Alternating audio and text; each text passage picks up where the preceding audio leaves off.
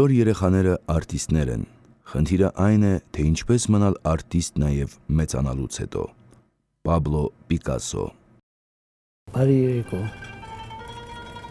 իմ հանդիսատես, իմ երկրպագու, իմ ընկեր և նաև կարծում եմ մի մարդ, որը կոչված է ոչ միայն նայել և հաճույք ստանալ այն ամենից, ինչ որ ես եմ անում, այլ նաև քննադատել, երբ որ դրա ցանկությունը լինի։ Միջայլոց ես միշտ հաճույքով, իհարկե դառնությամբ երբեմն կարող եմ լսել յուրաքանչյուր քննադատություն։ Ինչու՞։ Որտեվ կարծում եմ անսխալական մարդ չի լինում։ Բոլորն էլ սխալական են ինչ-որ չափով։ Ես էլ կարծում եմ իմ կյանքում բավականին սխալներ եմ գործել։ Ցավոք սրտի դիտողությունները շատ քիչ եմ լսում, ավելի շատ մաղթանքներ եմ լսում, ավելի շատ ցանկություններ եմ լսում եւ ավելի շատ բարի խոսքեր եմ լսում։ Չնայած դա չի խանգարում, որ ես ինքս իմ նկատմամբ լինեմ բավականին խիստ եւ բավականին քննադատաբար վերաբերմունք ունենամ իմ յուրաքանչյուր հայացի նկատմամբ։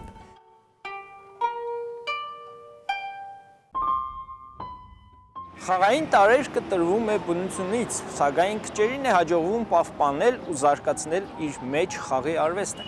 Բարև ձեզ, եթերում է մեկ օր ճանաչված մարդկանց հետ հաղորդաշարը։ 1942 թվականին Թբիլիսիում ծնվեց մի մանուկ, որին ճակատագրով կանխորոշված էր լինել բեմի անմնացորդ նվիրյալ։ Ծնվել եմ Թիֆլիսում, Արտյոմ Քոթանջյանի ընտանիքում մի մարդ, որը այնքան գրագետ էր, այնքան կրթված, նա Ղարսեցի էր, ասեմ, եւ Ղարսի իմ պապենական տոկմա, պապս, Քոթանջյան պապը, վերին աստիճանի հետաքրքիր անձնավորություն է եղել, նույնիսկ խոսքեր կան եւ պատմություններ կան, որ առաջի եղեռնից հետո, ոչ թե 1900 թվականի եղեռնից հետո, ինքը կարողացավ մոտարապես 15-20 երեխա վերցնել, որբ երեխաներ, եւ այդ երեխաներին այնքան ճիշտ էր պահել, այնքան դաստիարակած էր պահել, որ այդ երեխաները ապագայում մեծանալով բոլորն էլ վերցեցին Քոթանջյան ազգանունը։ Ինձ համար դա մեծ պատիվ է։ Nous récitions des vers groupés autour du poêle en oubliant l'hiver. Թբիլիսիում Քոթանջյանների ընտանիքը ապրեց 4 տարի եւ 1946-ին տեղափոխվեց Երևան։ Մայրը Սիրանուշը գյումրեցի էր, բժշկական կրթություն էր ստացել։ Հայրը Արտյոմը ծնվել էր Կարսում, գերազանցությամբ ավարտել էր Մոսկվայի կուսակցական բարձրագույն դպրոցը։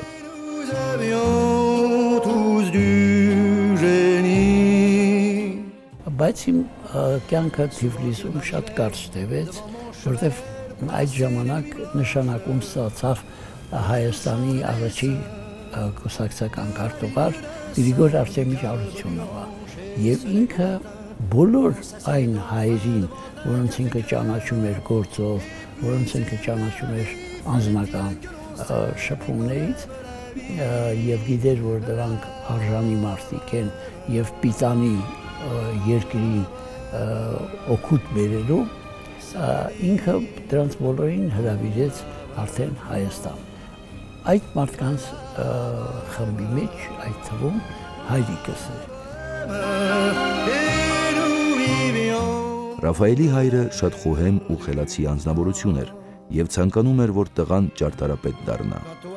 Մասնագիտություն ընտրելու ուղին սակայն ճյուղավորվում էր, կամ ճարտարապետական, կամ դերասանական։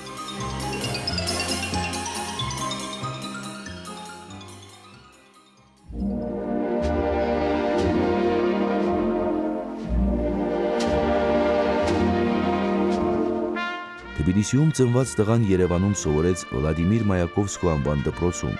8-րդ դասարանում նա հստակ գիտեր, թե ինչով է ուզում զբաղվել եւ որ ոլորտում աշխատել։ Այդ հարցում ճակատագրական դեր խաղաց ռուսերենի ուսուցչուհին Էլմիրա Արկադիի Մարտիրոսյանը։ Նա առաջինն էր, որ ապագա դերասանին մղեց դեպի թատրոն, սեր ներշնչեց թատրոնի հանդեպ։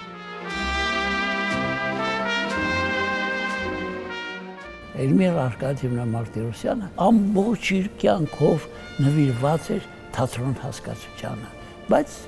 չէր ստացվել կյանքը եւ ինքը մնացել էր ուսուցչուհի, բայց ինչ ուսուցչուհի, որ փայլուն գիտեր ռուսական գրականություն, փայլուն գիտեր նաեւ հայկական գրականություն, փայլուն գիտեր համաշխարհային գրականություն եւ այդ ամեն ինչը ոչ միայն փայլուն գիտեր, այլ նաեւ փորձում էր այդ ամեն ինչը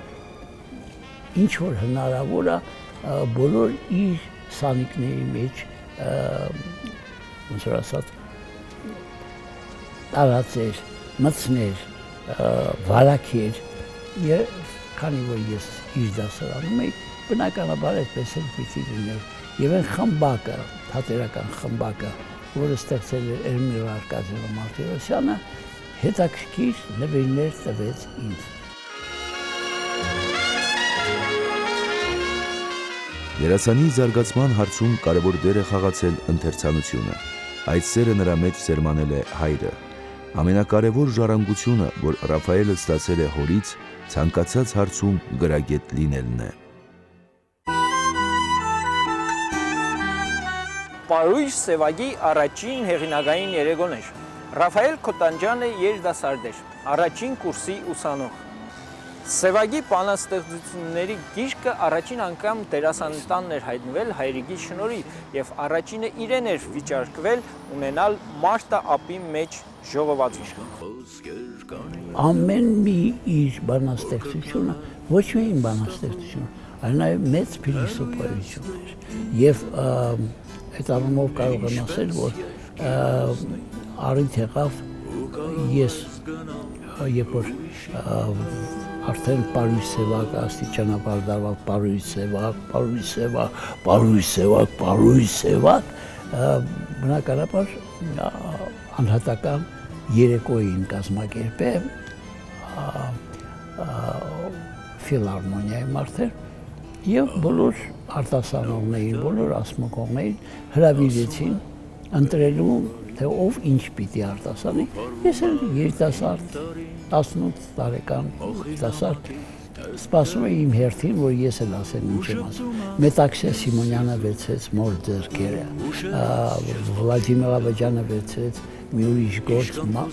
ես չեմ շուտ, մարդեր կա մարդեր, մեկ ուրիշը վերցրեց մեկ ուրիշ գործ եւ այն ծրագրի ռեպերտուարը, ոնց որ ասած, որ ես միշտ օգտագործում էի,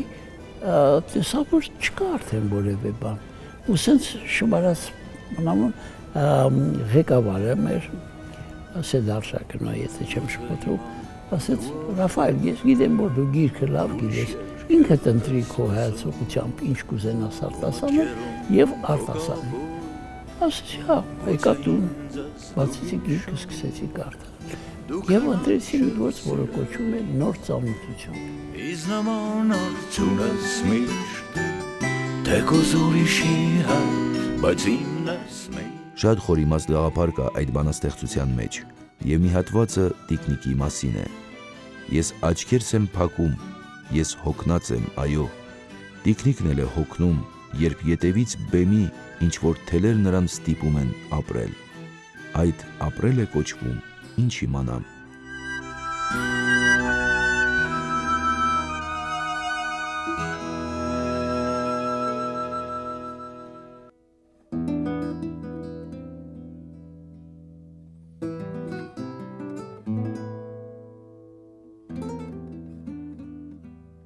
Ծաղրերը մարդերին, ծաղրերը մայթին բազմակերներ դնում, ունեն ինչ-որ գաղտնիք, որ ես չեմ ընդունում, չներեցեք, գաղտնիքը ընդունում եմ, չեմ ընդունում արգելքն անտեղի, որ միշտ բազմակետ է բազմացնում։ Ես ժպտում եմ այ, բայց տիկնիկն էլ է ժպտում, երբ ետևից բեմի ինչ-որ թելեր նրան ստիպում են ապրել, դա ապրել է կոչվում, եւ այսպես շարունակական իր գործը եւ ավարտին այսպիսի խոսքեր։ Ես վստահ եմ, որ քո նմանները ինձ կարող են ամեն ինչ անել, նույնիսկ ենթադրենք սպանել, բայց չեն կարողանա խլել ինձանից իմ ժպիտը։ Այո, իմ ժպիտը, մանավանդ չմոռանանք, որ ժպիտի մի տեսակն է դա, ծաղրածուի անմահ քմծի ծաղր։ Ես արտասանեցի այդ գործը, պատկերացրեք,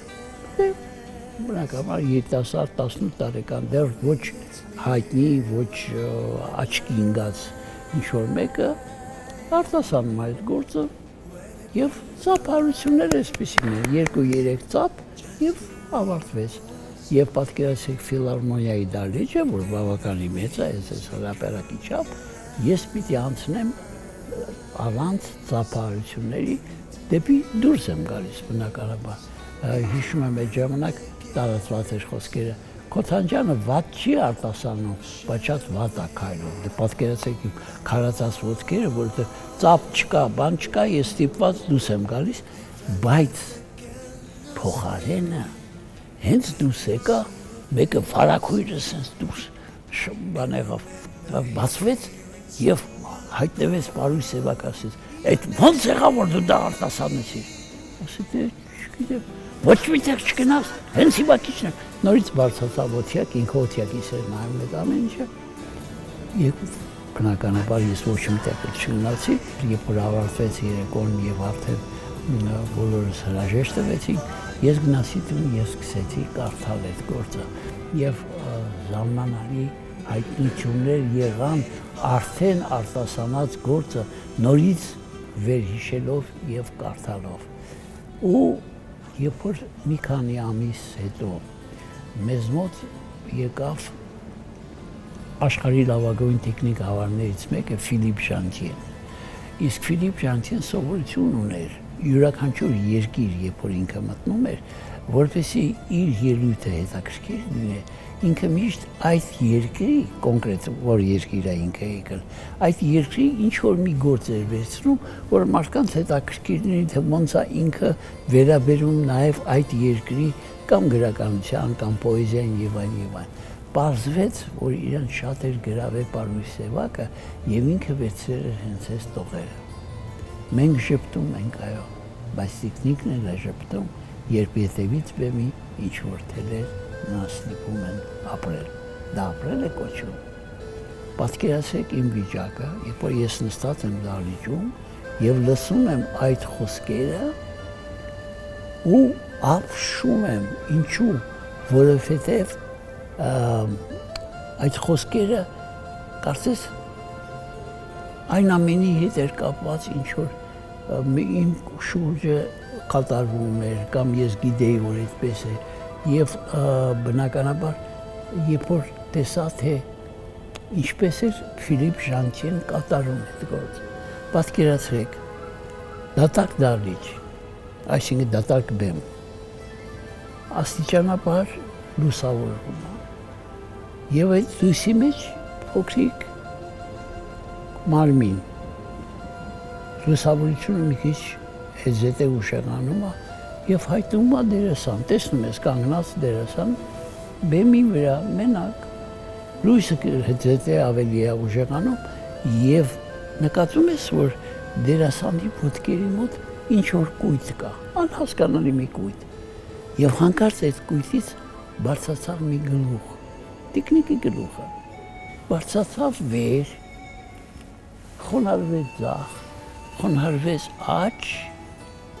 ու հանկարծ նկատեց թելը որ ղեկավարում էր իր ձեռքը նայեց վերև հետո նայեց մեզ հավատացեք շատ քիչ դերասան կարող եք գտնել որ ունենան այդքան խոսուն հայացք ինչպես այդ վարքյանին տիկնիկներ ուրեմն նայեց մեզ ձեռքերը բարձրացրեց վեր եւ պատրեց այդ թելը ու փռվեց Ֆիլիպ Ժանտիեն կրացավ գրկեց տիկնիկին շուր եկա որ գնա հետո նայեց հանդիսատեսին կարծես ուզում էր ասել եթե ես որպես տիկնիկ չեմ ուզում ապրել տիկնիկի նման բա դու մարդ հասկացություն ինչպես ես քեզ թույլ տալ լինել մարդկանց ձեռքին տիկնիկ եւ ապրել տիկնիկի նման հրաշք գործեր եւ ինձ համար շատ հետաքրքիր խորհուրդ ունեցող։ Երևի նման գործերը պատճառ դարձան, որ հետագայում իմ արած գործերի մեջ միշտ անպայման պիտի լինի միտքը, անպայման պիտի լինի գաղափարը, անպայման պիտի լինի ասելիքը, այլապես ինձ հետաքրքիր չի այդ գործը։ Հենց այնպես եթե մարդկացուլը ծիծաղեցին, չես ուզում ցանկություն չկա, ինչու որովհետև մարդ ծիծաղեց, ծիծաղեց հասկանալի է, դա էլ երևի անհրաժեշտություն է, բայց մարդը մի վայրկյան հետո մոռանում է դա։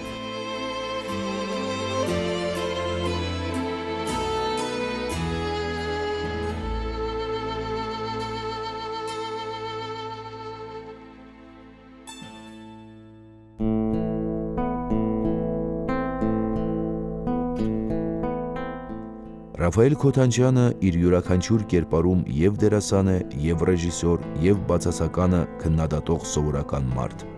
Նրան միշտ հետաքրքրել են այն բացասական կերպարները, որոնք բացահայտում են, թե ինչ է կատարվում մարդու հետ, երբ նա չարանում է։ Դերասանի կերպարները կարող են լինել շատ մարդկային ու դրական, բայց ունենան նաեւ բացասական նշաններ։ Նա կարող է շատ լավ մարդ լինել, բայց արտաքինով ահավոր կերպար։ Ռաֆայել Քոթանջյանը հմտորեն կարողանում է առանձնացնել իր անձը իր իսկ կերտած կերպարից։ Նա այնպես է մատուցում իր բացասական կերպարը բեմում, որ հանդիսատեսը հավատա եւ ատելությամբ լցվի նման մարդկանց հանդեպ, այդպիսով ցույց տալով իր անձնական կարծիքն ու վերաբերմունքը դեպի ստորությունն ու տգիտությունը։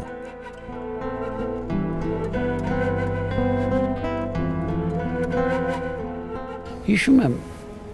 երիտասարդ ժամանակ մոտեցավ մի լրագրող ինձնից ինտերվյու էր վերցնում եւ ասեց իսկ դուք ինչպես եք մտածում հանդիսատեսի հետ հարաբերություն, ասեցի այնպես պիտի անեմ, որ անպայման հանդիսատեսի մոտ առաջանա կատարսիս, այսինքն հին հունական մտածելակերպով կատարսիսը դա ինքնամաքրում է։ Եթե արվեստը չի ծնում ինքնամաքրման պահ, այդ արվեստը գոյություն ունենալու իրավունք չունի ըստ իմ կարծիքի։ Եվ կարծում եմ, որ այդ լրագրողի ամենամեծ խալը ասեց, Քոթանջյանը մտածում է այնպիսի գործունեություն ծավալի, որ հանդիսատեսը միայն ուրախանա եւ այդ ուրախ ինքը դուրս գա եւ ոչ մի հոգս չունենա։ Ոնց կարող է չլինի։ Ես հակառակը, եթե ասում եմ նորից մարդկանց մեջ ծնվի այդ ինքնամաքրման կատարսիսի զգացողությունը, արվեստը ինձ համար գոյություն չունի։ Եվ առ այսօր կարող եմ ասել, որ կերպարները, որոնք ես խաղացել եմ, միշտ ունեցել են այդ կատարսիսի պահը եւ դա է ինձ հետաքրքիր դարձնում որպես եւ դերասան եւ որպես անձնավորություն։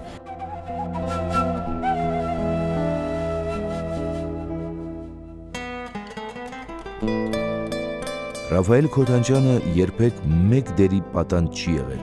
Իր խելահեղ տաղանդի շնորհիվ նա մարմնավորում էր հաճախ միմյանց հակասող կերպարներ, ինչը կարող էր կոնֆլիկտային իրավիճակներ ստեղծել։ Քոթանջյանը սակայն կերպարանափոխության վարպետ է եւ կոնֆլիկտայնությունը երբեք չդրսևորվեց նրա կերպարներում։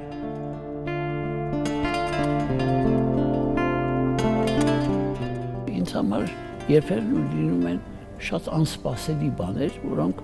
նույնիսկ ես այսքան մեծ փորձ ունենալով հանդերձ ընկնում եմ խաբուսիկ վիճակի մեջ։ Այդպես եղավ, երբ որ ինձ առաջարկեցին խաղալ Գուրգեն Գասպարյանի կերպարը դաշտադեմ ներկայացման մեջ, Գևորգյանի դաշտադեմ ներկայացում։ Այդ Գևորգյանի գործի մեջ այդ Գուրգեն Գասպարյանը մի անձնավորություն է, որ պատերազմի ժամանակ ինքը գնաց ճակատամարտ, թեթև վիրավորվել էր, իրան ոնց որ ասում են կամիսավատ են անում, այսինքն հնարավորություն տալիս հետ գալու եւ ինքը վերադառնալով գյուղ փոխանակ այդ կյանքի փորձություններից բարիանալ, խելոքանալ, լավ մարդ դառնալ, հակառակը սկսեց բոլոր պատերազմից ուրիշ վերադարձողների վրա նամակներ գրել, բանսարկություններ, ոնց որ իմանալու անանիմ կաներ գրել, եւ այդ մարդկանց ճակատագրի հետ խաղեր խաղալ, որովհետեւ այդ մարդկանց միանգամից ակսորում էին դեպի Սիբիր եւ ինքը այդ մարդկանց ճակատագրի հետ դաժան խաղ խաղաց։ Եվ քանի որ դաժան խաղաց ոչ թե մի հոգու համար, այլ գյուղի գրեթե բոլոր հերոսների նկատմամբ ինքը այդպիսին էր, պատկերացրեք գյուղի վերաբերմունքը նրբականությամբ մարդիկ ոնց որ ասած, եթե հնարավոր լիներ 4 կբանան ասում, վայ թաղեմ բոյետ եւ այլն, բայց զարմանալիորեն ինքը ապրում էր։ Ուրեմն այդ շրջանում, ոնց որ ասած, քանի որ ես բավականին հաճախ գնում էի հյուրախաղերի, այդ շրջանում, երբ որ ներկայացումն ենք խաղում դաշտադեմ, զուգադիպեց, այն հյուրախաղեր էին գնում, բայց ուր էլ գնում էինք, մեկը մոտենում էր ինձ ասում էր, պարոն Քոթանյան, այն ժամանակ ընկեր Քոթանյան, շատ եմ խնդրում, եթե կարող ես այսօր արի անպայման մեզ մուտյուր, ասում եմ ինչի, ասում եմ մերս ասել է առանց Քոթանյանի տուն չի գաս, կամ ասենք հայրիկը ասել է Քոթանյանին կվերցնես ու գաս, ու երբ որ հերթական անգամ բնականաբար ընդունեցի հրավերքից, դա ինձ համար միշտ հաճելի էր շփվել հանդիսատեսի հետ, ոչ միայն ես բեմում ինքը դալիճում, այլ մարդկային հարաբերությունների մեջ, ասեցի մայրիկ ջան, այդ որ ուզում էիր անպայման ինձ տեսնել, ինչի էր ուզում տեսնել, ասեց բալա ջան, ասեմ, մենք բոլորս ահավոր ատելով ատում էինք այդ Գուրգեն Գասպարյանին, այսինքն Գուրգեն Գասպարյանի նման մեկը կար, Սուրբ Խեչյան էին ասում է բոլորս մտածում ենք, թե եփա այս Սուրբ Խեչյանը մեռնելու, գյորբա-գյորնելու պրծնենք դրան, ասում հակառակ եղավ, մինչև 90 քանի տարեկան ապրեց, առոք-փառոք, մի օր գիշերա գլուխը դրեց բարձին, քնեց ու չզարթնեց, այդ Սուրբի մահով մահացավ, ու մենք մտածում ենք, երևի Աստված չկա, որ այս մարդու փոխանակ դաժան պատիժ տա, սենց նորմալ մարդկային մահ նվիրեց այս մարդուն, բայց երբ որ տեսակ որ ներկայացումը, ես հասկացա, ուրեմն ներկայացման ավարտին մեր, այնպիսի տեսարան կա, որ ամբողջ գյուղը հրավիրված է ինչ-որ մեկի հարսանիքին, իսկ բնականաբար Գուրգեն Գասպարյանին չեն հրավիրում, իսկ Գուրգեն Գասպարյանը լինելով շատ կոպիտ ասած աներես և զզվելի մարդ, փետը ձեռին սնտամտած ֆաշարումանդակ են հույսով, որ մեկը կհրավիրի գյուղը բոլոր դեպքերում իրար հետ շփում ունեն, բայց ոչ մեկը չի հրավիրում, ինքն է երևի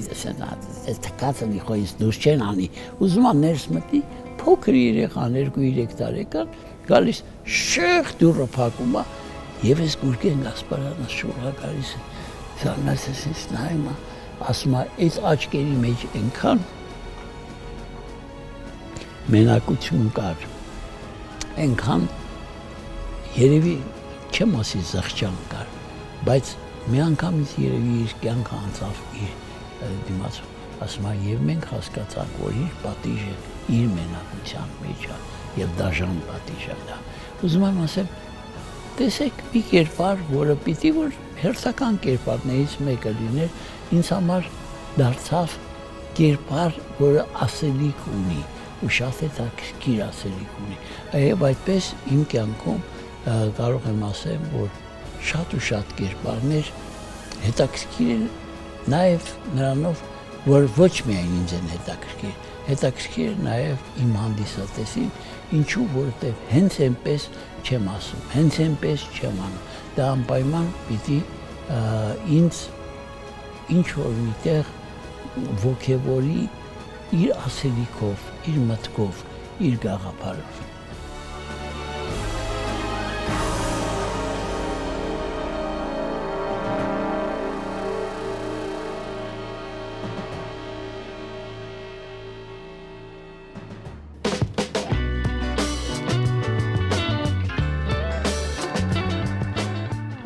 Երևանի Գեղարվեստաթատերական ինստիտուտում դերասանի վարպետություն ուսանելիս արդեն նրան շատ էր հետաքրքրում նաև ռեժիսուրան։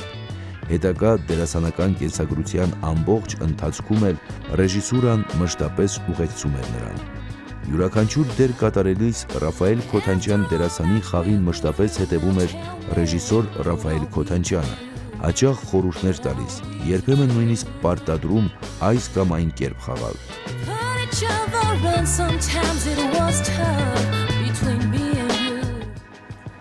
Նրա կարողությունները ցայտուն իրացվեցին ռուսական եւ ուկրաինական ֆիլմերում, դա հայ կինոյի բացթողումներից մեկն էր։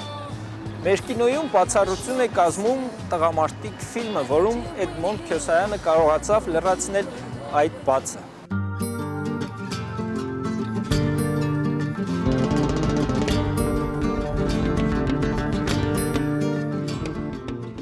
Թատրոնը մեր ժողովրդի պատմական ընթացքի մշտական ուղեկիցն է։ Ռաֆայել Քոթանջյանին իր զգացմունքները պետք չեն, եթե զգացմունք չեն առաջացնելու հանդիսատեսի մեջ։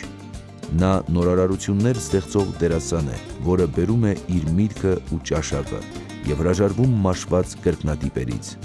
Ռաֆայել Քոթանջյանը պնդում է, արվեստում չի կարելի պատճենել։ Նա սխալներից հետևություն անող անձնավորություն է։ Նրան բնորոշ են դրամատիկական զսպվածությունը, հոգեբանական խոր վերլուծությունը, խոսքի նուրբ հղկվածությունը։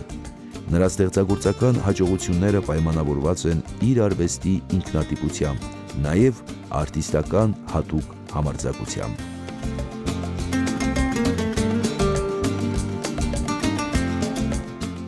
Շատերին կհետաքրքրի իմ գրքի անվանումը «Նոնֆինիտան» և ինչ կապ ունի «Նոնֆինիտան» Ռաֆայել Քոթանջյանի հետ։ Ես բացեմ այդ գաղտնիքը այն ընթերցողների համար, ովքեր դեռ չեն կարդացել իմ գիրքը։ «Նոնֆինիտան» խախտում է իրականի սահմանը, որտեղ իշխում է երևակայական տարրը։ «Նոնֆինիտան» իտալերեն նշանակում է անավարտ, չվերջացած աշխատանք, որը հնարավորություն է տալիս յուրաքանչյուրի մոտ ձևավորել իր սեփական երևակայությունը։ Իսկ Ռաֆայել Քոթանջյանը իր դերերով կարողանում է տպավորություն գործել, իր դերերից հետո նա թողնում է կրկին սպասելու, կրկին հանդիպելու սպասում, յուրաքանչյուր հանդիսատեսի մոտ երևակայություն է ձևավորվում։ Անցած ուղուց դերասանը գոհ է, սակայն դա դեռ վերջը չէ։ Նա ունի շատ երազանքներ, գաղափարներ, որոնք դեռ պետք է իրականացնի։ Այսօրվա համար այս կանհերևեք մեր հաղորդումներին, իսկ ես հրաժեշտ եմ տալիս ձեզ։ Մինչ նոր հանդիպում։ Հիմա ես մոտենում եմ մի պահին, որը կարող եմ ասել, որ ինձ համար շատ հետաքրքիր է, որովհետև վերջի շրջանում, քանի որ ես չեմ կարողանալ բեմի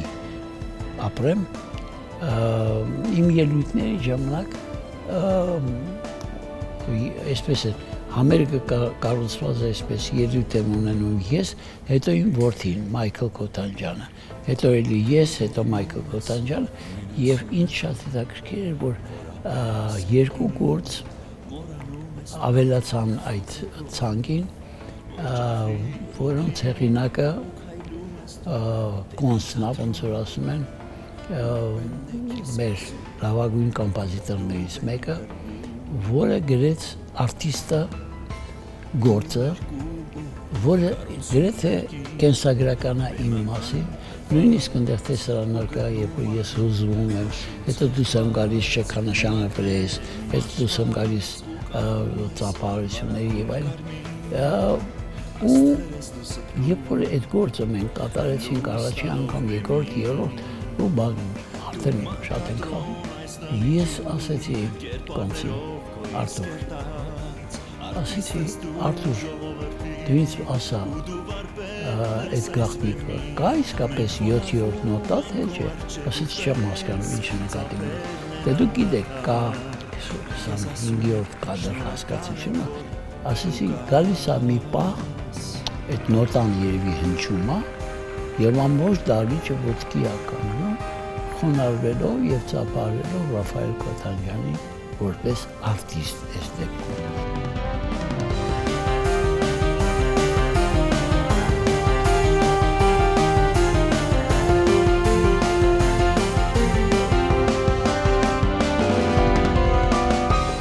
Երեկոն իջնում է շատ հանգիստ, բայց դու անհանգիստ, բեմը քո պատրաստ է անթերի, տեսքը սիր արտիստ, դալիճի լույսերն են մեղմարում, բեմ ես բարձրանում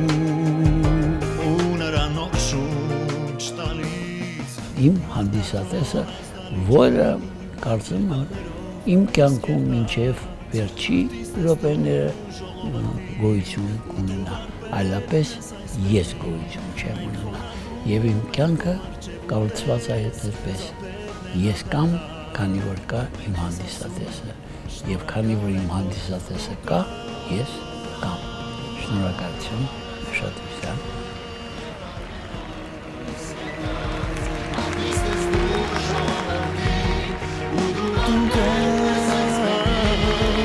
Մենք խոնարհվում ենք ու արջև ուտես, ծափերն են անդադար, մենք ես ասում ենք, շնորհակալ ենք, որ դու կաս,